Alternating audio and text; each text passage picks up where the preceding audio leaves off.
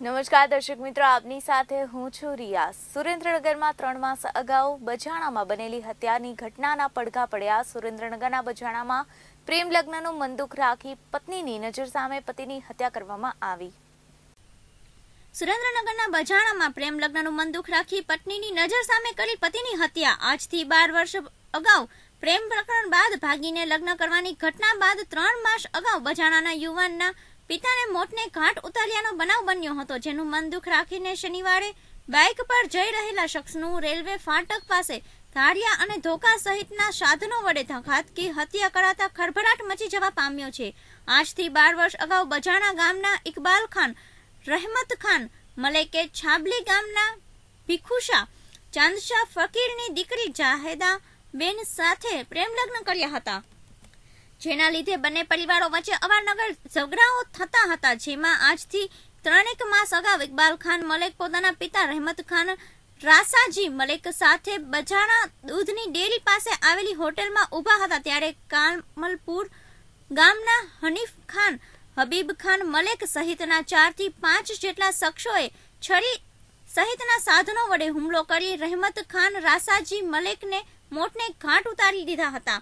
આ હત્યાના બનાવમાં હનીફ ખાન, હબીબ ખાન મલેક હાલ જેલમાં છે, ત્યારે હનીફ ખાન મલેકના પિતા હબીબ ખાન સાહેબ ખાન મલેક અને તેમના પત્ની સામબાઈ બાઇક લઈને કામલપુર જઈ રહ્યા હતા, ત્યારે બજાણા રેલવે ફાટક પાસે અગાઉથી પ્લાન બનાવીને ઉભેલા 4 થી 5 શખ્સોએ ધારિયા અને ધોકા વડે પત્ની ઘાયલ થયા હતા।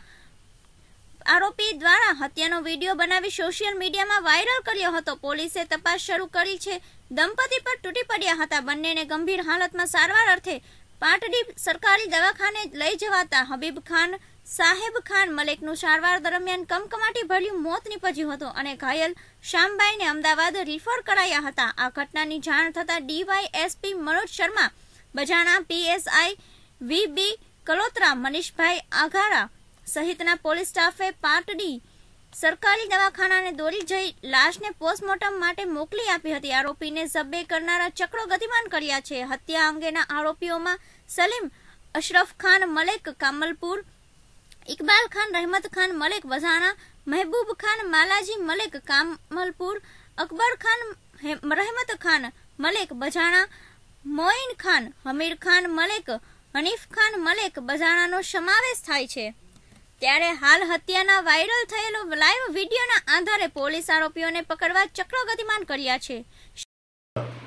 પાટડી તાલુકાના બજાણા ગામે જે મરણ જનાર હબીબ ખાન છે, એના દીકરાએ આ કામના આરોપી ઇકબાલના પિતાનું ખૂન કરેલું, જેનું મંદુક રાખી ગઈ તારીખ 6/10/2018ના રોજ બપોરના 1 વાગે બજાણાથી રેલવે ફાટક વચ્ચેના રસ્તામાં આ કામના આરોપીઓએ હબીબ ખાન અને એની પત્ની મોટરસાઇકલ પર જતા હતા, એમને આતરી સળિયા ધારિયા વડે માર મારી એમનું મોત નિપજાવેલ અને એ બાબતે 6 આરોપીઓ વિરુદ્ધ ગુનો દાખલ થયેલ છે અને એની તપાસ ચાલુ છે। આ કામે આરોપીઓએ બનાવ વખતે એક વિડીયો ઉતારેલ છે, જે વાયરલ થયેલ છે। આ વિડીયોની તપાસની પણ કાર્યવાહી ચાલુ છે અને આ જે વિડીયો છે એ આરોપીઓ વિરુદ્ધ ખૂબ જ અગત્યનો પુરાવો પુરવાર થશે। Shahrukh Sipahi, KTV news Gujarati, Surendranagar.